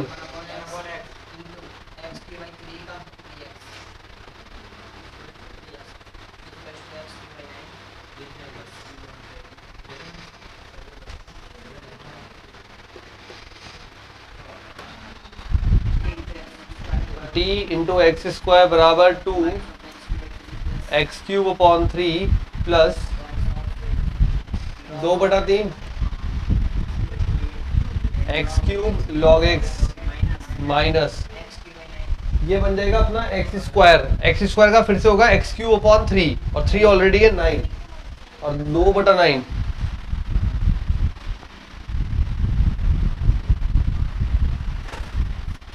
2/3 x cube minus 2/9 x cube 9 लसप तो बनेगा 6 माइनस 2 4/9 बनेगा क्या, देखो एक बार ये और ये सेम ही तो है, लसप लेके हटाओ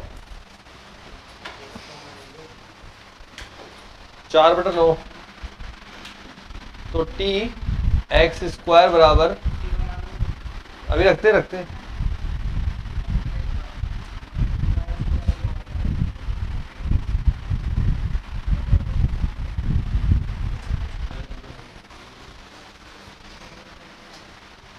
टी का मान क्या था -1/y², क्या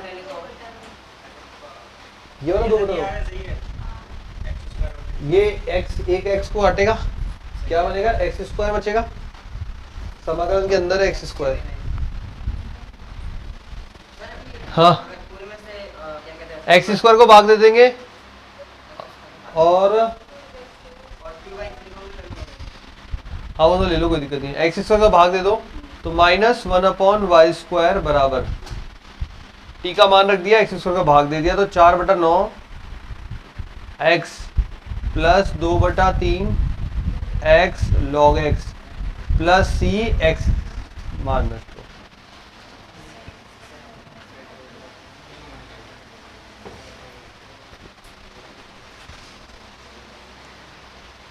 y ऑफ 1 बराबर 3 दे रखा है, x का मान 1 रखो, y का मान 3 है इसमें।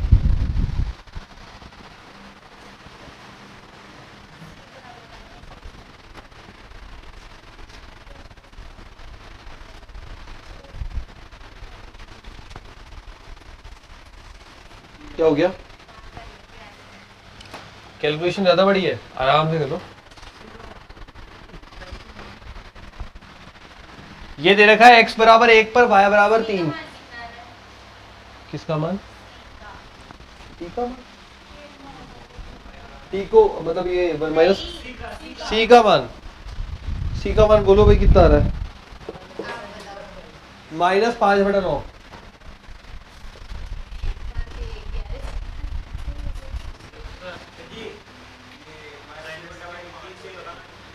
ये नहीं है, टी का मान रख दे रहा, और कुछ नहीं है। अब ये रखो x बराबर 1 y बराबर 3। प्लस का आ रहा है,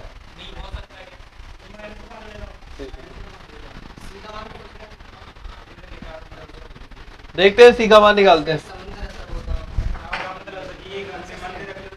x बराबर 1 y बराबर 3 रखे, इसमें y का स्क्वायर 9, तो ये -1/9 बराबर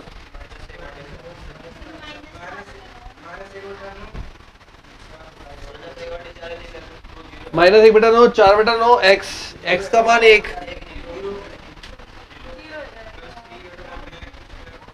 मतलब 0 हो जाएगा, मतलब हाँ log 1 इधर, ये 4/9 तो लिखूं, 5/9 आ रहा है मेरा। माइनस का ही तो आ रहा है, सही तो है, ये 0 हो जाएगा। प्लस c बच रहा है, तो c बराबर -1/9 -4/9।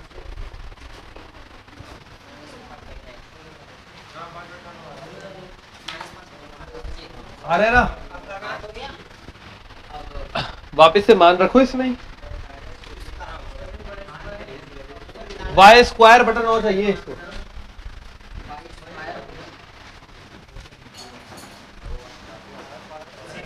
हाँ वैल्यू अपॉन में ही आ रही है, y स्क्वायर में ही चाहिए, y स्क्वायर अपॉन 9। ठीक है, तो वैल्यू जमा देते हैं, -1/y स्क्वायर बराबर 4/9x plus 2/3 x log x। सही है, -5/9 x की पावर -2। ये आ रहा है पूरा आंसर। ये 1/y स्क्वायर है, इसको चाहिए y स्क्वायर अपॉन 9। देखो यहां से अगर 9 कॉमन ले तो यहां पे इसको 3 से गुणा भाग करना पड़ेगा। सही है ना? हाँ एलसीएम ले लो, बात एक ही है वो। अब 9 कॉमन आ जाएगा सब में से, और 9 कॉमन आके इधर ऊपर चला जाएगा, तो बनेगा माइनस का 9/y स्क्वायर बराबर 4x plus 6x log x -5x की घात -2। ये आ रहा है क्या? 9 लसा पर ले लिया और उधर भेज दिया। अब ये कह रहा है y स्क्वायर अपॉन 9 दो, तो माइनस उधर भेज दो, तो y स्क्वायर अपॉन 9 बराबर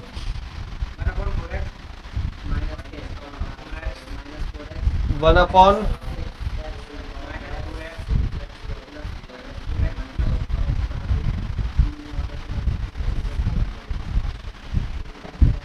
ठीक है, इसमें एक्स स्क्वायर ऊपर आ रहा है, कैसे करोगे? 1/x स्क्वायर लसा पर लेके करो, 1/x स्क्वायर करके लसा पर लेके करो, आंसर में ऐसा आ रहा है। ये एक्स स्क्वायर ऊपर आ रहा है, तो 1/x स्क्वायर लिखोगे, लसा पर लोगे,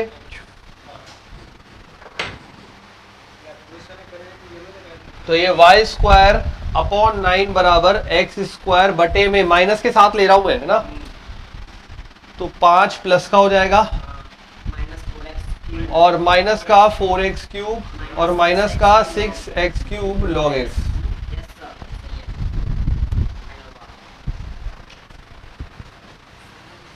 x क्यूब माइनस का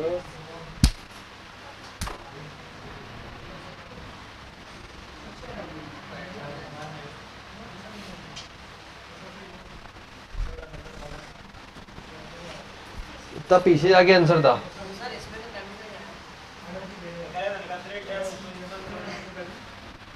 हाँ बता दिया नीचे वाले 1 2 3 बताऊँ क्या बताऊँ नीचे वाले ये हाँ बाईस यो 1/x² लिखा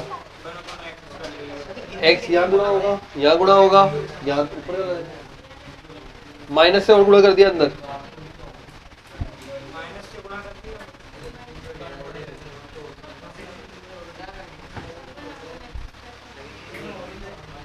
बता ना इसको बता दे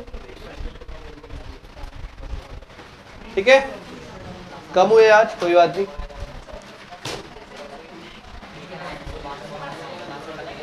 एक एक इतना बड़ा है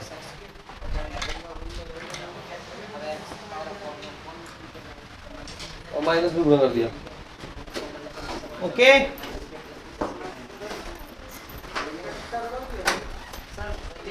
ठीक है चलो मिलते हैं फिर अगली क्लास में तब तक के लिए बाय बाय